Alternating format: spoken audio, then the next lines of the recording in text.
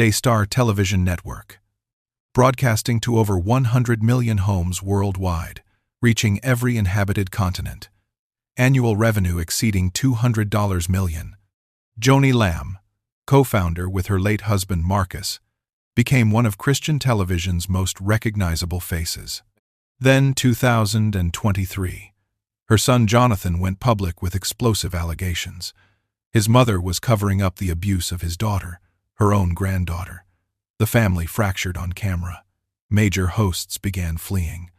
Jesse Duplantis left. Franklin Graham distanced himself. Joyce Meyer pulled programming. By 2024, the network that claimed to bring families to Christ was destroying its own. Joni maintained she'd done nothing wrong. Jonathan released receipts. They built an empire on family values. The family was tearing it apart. Daystar television network launched in 1997 from a small studio in Montgomery, Alabama. Marcus and Joni Lamb, both seasoned televangelists, saw an opportunity in the emerging direct broadcast satellite market. By the early 2000s, they'd relocated headquarters to a sprawling complex in Bedford, Texas, just outside Dallas. By 2020, Daystar reached over 100 million households in the United States alone and broadcast to more than 200 countries. The Bedford campus featured state-of-the-art studios, control rooms with equipment rivaling major networks, and production capabilities that could handle multiple simultaneous broadcasts. The scale was staggering. 3 satellites, hundreds of affiliate stations, round-the-clock programming featuring the biggest names in prosperity gospel and charismatic Christianity. Production values matched or exceeded secular networks, professional lighting, multi-camera setups, broadcast quality graphics. Compared to most Christian networks, Daystar operated at a different tier entirely, not just ministry media empire. But building something this vast requires more than cameras and satellites. It requires constant revenue, celebrity partnerships, and public trust. Daystar's financial model combined viewer donations with paid programming slots. The 2022 tax filings, publicly available for the nonprofit, showed revenue exceeding $200 million annually. Direct donations formed one-stream viewers, sending checks, making online gifts, responding to on-air appeals. The Lambs emphasized partnership, not just giving. Monthly supporters, legacy gifts, estate planning donations. But paid programming created another massive revenue source. Ministries paid for airtime 30-minute or hour-long blocks. Major names: Joyce Meyer, Joel Osteen, Creflo Dollar, Jesse Duplantis. Each paid substantial fees for access to Daystar's audience. Book sales, conference sponsorships, and merchandise added layers. The annual Joni Table Talk events drew thousands of women, generating ticket revenue and product sales. Staff numbered in the hundreds across the Bedford campus and international offices, professional management, HR departments, legal teams. The prosperity message permeated programming. God wants you blessed, healed, prosperous. Sow seed into good soil ministries like Daystar and reap harvest. The message was partnership. The model was transactional. Marcus and Joni Lamb became household names in charismatic Christianity.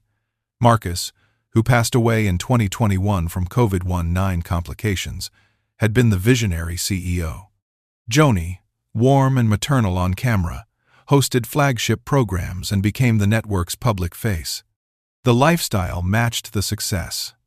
Property records from 2018 showed the Lambs purchased a $3.5 million estate in a gated Dallas area community.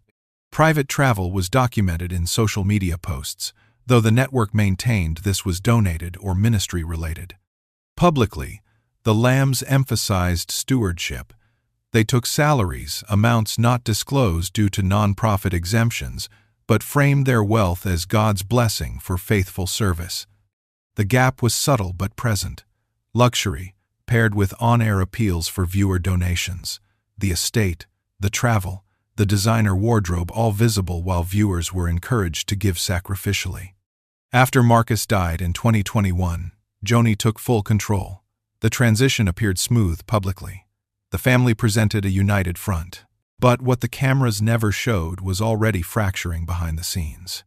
May 2023. Jonathan Lamb, Joni and Marcus's son, and a Daystar executive, released a public statement on social media that shattered the network's carefully constructed image. He alleged that his mother, Joni Lamb, had covered up abuse of his daughter, her granddaughter. The details were devastating. Jonathan claimed a Daystar staff member had abused the child, and when he brought it to his mother's attention, she allegedly prioritized protecting the network over protecting the victim. Joni's response came through Daystar's legal team. She denied the allegations, claimed Jonathan was mentally unstable, and suggested family counseling had broken down. The network maintained all appropriate steps had been taken when abuse was reported. Jonathan released text messages, emails, and documentation suggesting otherwise. He claimed his mother had silenced him, threatened his position, and refused to involve authorities appropriately. Social media erupted. Christian news outlets scrambled to verify claims. Local Dallas media picked up the story within 48 hours. The family war had gone public, and it was just beginning. Between May and August 2023, Joni released multiple statements through attorneys and on-air appearances. The messaging evolved as Jonathan continued posting evidence. Initially, Daystar framed it as a private family matter being inappropriately aired publicly.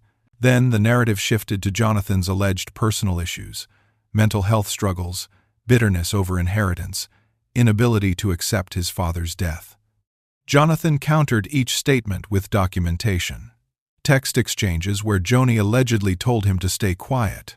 Emails discussing how public disclosure would harm the ministry. Testimonies from family members backing his account. Third-party Christian accountability organizations attempted mediation. Both sides refused. The damage was immediate. Major donors began questioning leadership. Staff morale reportedly plummeted. Daystar's social media filled with comments demanding transparency. Christianity Today and the Roy's Report, outlets known for investigative coverage of evangelical scandals, began digging into Daystar's governance and financial structures. The question forming was simple but devastating. If abuse allegations were true, who knew? When did they know? And why wasn't it handled properly? And then the hosts started leaving. August 2023. Jesse Duplantis, one of Prosperity Gospel's most recognizable faces, quietly pulled his programming from Daystar. No public statement, no explanation. The time slots were simply filled with other content. September 2023. Franklin Graham, Billy Graham's son and one of evangelicalism's most respected voices, distanced himself from the network. His ministry reduced its presence significantly. By early 2024, Joyce Meyer, whose programs had been Daystar staples for years, announced she was pulling content and redirecting her media strategy. Her statement was carefully worded but clear. Concerns about network leadership and direction. Other hosts followed. Some left quietly. Others issued vague statements about new opportunities or strategic shifts. Industry insiders, speaking anonymously to Christian outlets, suggested the departures were coordinated responses to the scandal. Major ministries couldn't afford association with a network embroiled in abuse cover-up allegations. Daystar's programming schedule began showing gaps. Reruns filled slots. Lesser-known preachers replaced flagship names. The exodus was visible to anyone paying attention. The empire was fracturing. But this wasn't the first time questions had been raised about Daystar's operations. Daystar's financial operations had drawn scrutiny before. The network operated as a 501c3 nonprofit, meaning donations were tax-deductible and the organization paid no income tax. But the lifestyle of its leadership and the revenue model raised questions. Property records from 2018 showed the $3.5 million estate purchase. But additional digging by investigative reporters revealed Marcus and Joni Lamb had owned multiple properties over the years, often held in trusts or family LLCs that obscured direct ownership. The salaries weren't publicly itemized. Churches and religious nonprofits enjoy broad exemptions, but tax filings showed compensation to officers in the millions annually. Private travel was documented extensively on social media before the scandal. Photos showed the Lambs on private aircraft, at luxury resorts, wearing designer clothing. Each post was framed as ministry-related or donated by supporters. The paid programming model also raised eyebrows. Ministries paid 6 figures annually for prime slots. Critics argued this incentivized Daystar to platform anyone who could pay, regardless of theological soundness or personal integrity. The money flowed. The accountability mechanisms were unclear. Theological critics had questioned Daystar's content for years. The network platformed the full spectrum of prosperity gospel and charismatic excess, from relatively mainstream figures like Joel Osteen to controversial voices promising miracle financial breakthroughs for seed offerings.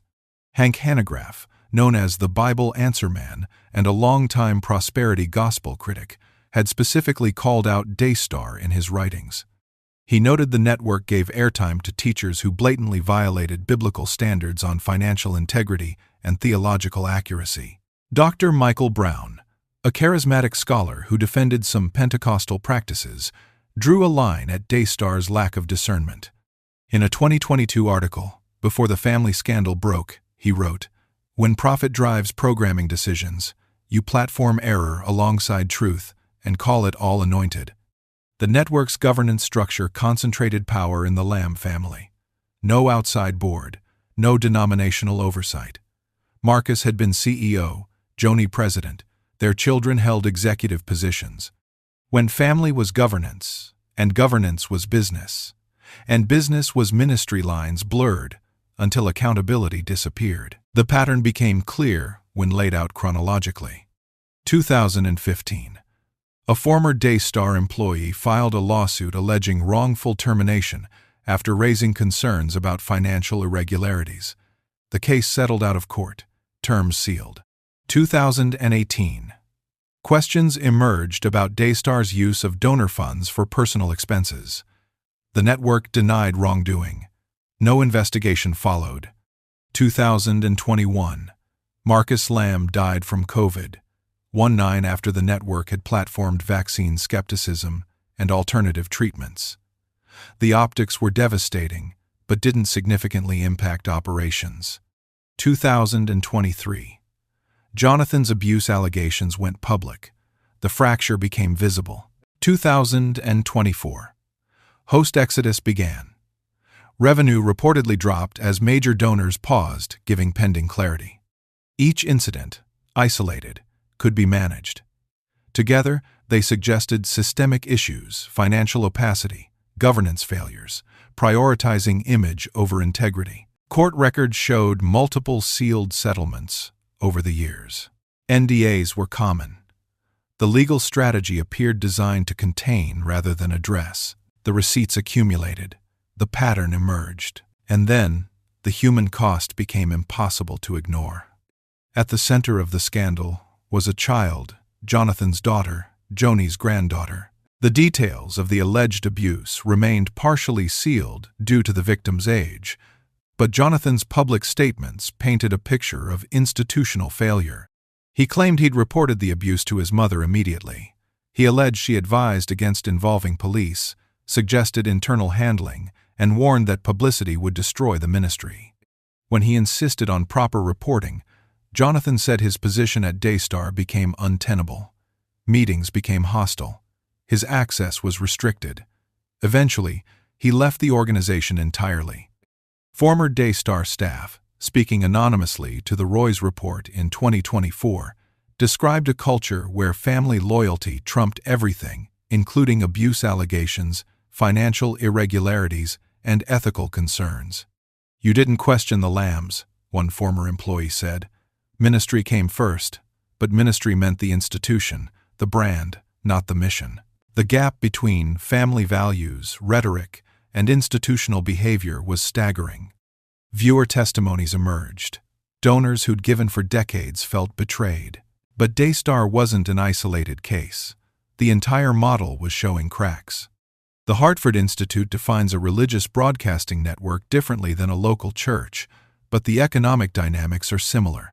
Daystar's $200 plus million annual revenue required massive infrastructure costs: satellite uplinks, studio maintenance, staff salaries, content production. The trap was structural. Revenue came from donations and paid programming. Donations required viewer trust. Paid programming required audience size. Both demanded avoiding controversy that would drive away supporters or paying ministries. When scandal hit, the model collapsed quickly. Donors paused giving. Ministries pulled programming. Revenue dropped. Fixed costs remained. Personality-driven networks face the same vulnerability as megachurches. When the brand equals the family, and the family fractures publicly, the institution fractures with it.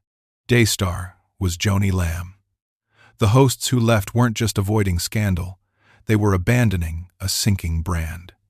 Governance concentration created catastrophic single-point failure. One family's decisions destroyed decades of institutional credibility. And Daystar wasn't the first Christian media empire to implode under family scandal. PTL, Praise the Lord Television Network, collapsed in 1987 after Jim Bakker's sexual misconduct and financial fraud were exposed. At its peak, PTL reached millions and generated over $100 million annually. The ministry dissolved entirely. Trinity Broadcasting Network, TBN, founded by Paul and Jan Crouch, faced decades of financial scandals, family lawsuits, and allegations of lavish spending. After the founders' deaths, family infighting and leadership transitions diminished the network's influence significantly. The pattern repeated: charismatic founders, family-based governance, massive revenue, minimal oversight, eventual scandal. When family controls the board, the finances, and the mission, accountability evaporates.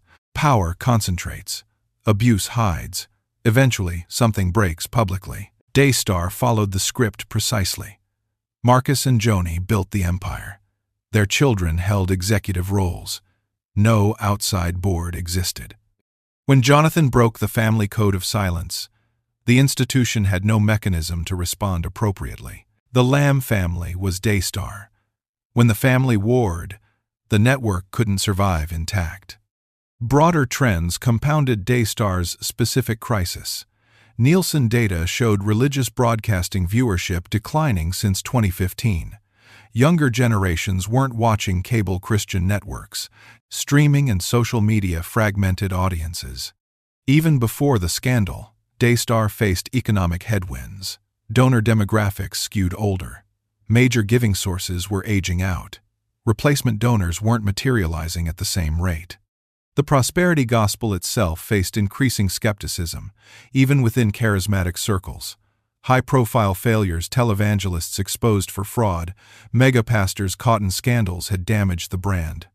Daystar's family war accelerated existing decline.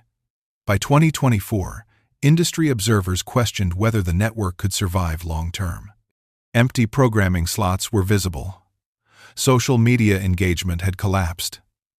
Donor appeals became more desperate in tone. The symptom was scandal. The disease was a model built on personality, family control, and viewer trust, all of which proved fragile. Perhaps the real question wasn't whether Daystar would survive. It was whether this model ever could. By late 2024, Daystar continued broadcasting, but the empire had contracted significantly. Joni Lamb remained president and primary on-air personality, though her appearances grew less frequent as legal battles with Jonathan intensified. Programming consisted largely of lesser-known ministries, reruns, and paid content from international broadcasters. The flagship names Duplantis, Graham, Meyer were gone. Their absence was obvious to longtime viewers. Attendance at Joni Table Talk events reportedly dropped 40 to 50% from peak years. Donor revenue figures weren't public, but leaked internal documents suggested declines matching viewer exodus. Staff cuts were rumored, but not confirmed. The Bedford campus, once bustling, showed signs of contraction. What remained? Infrastructure, broadcast licenses, international reach, a core loyal audience. What was lost? Credibility, major partnerships, donor trust, family unity, cultural influence. The family war continued in courts and social media. Jonathan pressed allegations. Joni maintained innocence and framed herself as victim of a rebellious son. 200 million homes. In 2020, that meant reach. In 2024, it meant empty airwaves. So, what remains when family destroys what family built? The question isn't hypothetical. For viewers who'd supported Daystar for decades, who'd given sacrificially believing they were funding gospel proclamation, the betrayal cut deep. The ministry framed itself around family values, strengthening marriages, raising godly children, honoring parents. The lambs presented themselves as the model. The contradiction was total. A family publicly warring over alleged abuse cover-up, destroying the institution built on family unity. The theological question remained unresolved. Was Daystar's broadcast work real despite leadership failures, or fundamentally compromised by them? Did the message transcend the messengers, or was it all tainted? Both narratives found support. Some viewers stayed loyal to Joni, believing Jonathan's accusations were lies or exaggerations. Others felt betrayed and left entirely. The human cost was clear. A child allegedly abused, then silenced. A son estranged from his mother. Donors who gave in good faith, now questioning everything. The institutional reality. When family is governance, scandal becomes existential crisis. They built an empire on family values. The family destroyed it. When the foundation is family, what happens when family fractures? The broadcasts continue. The satellites still transmit. Some viewers still watch, still give, still believe. The machinery runs, diminished but operational. But the thing that made Daystar what it was, the Lamb family as living embodiment of the values they preached, that's gone. Publicly. Irreversibly. You can't preach family unity from the wreckage of family war. You can't call for transparency while sealing settlements. You can't claim moral authority while your son accuses you of covering up abuse. Daystar will either slowly fade into irrelevance or transform beyond recognition. Either way, the empire Marcus and Joni Lamb built is over. What remains is a question about what we build ministries on, and what happens when the foundation, family, personality, trust, proves more fragile than the concrete and steel that houses the cameras. When family was the brand, what survives when family breaks?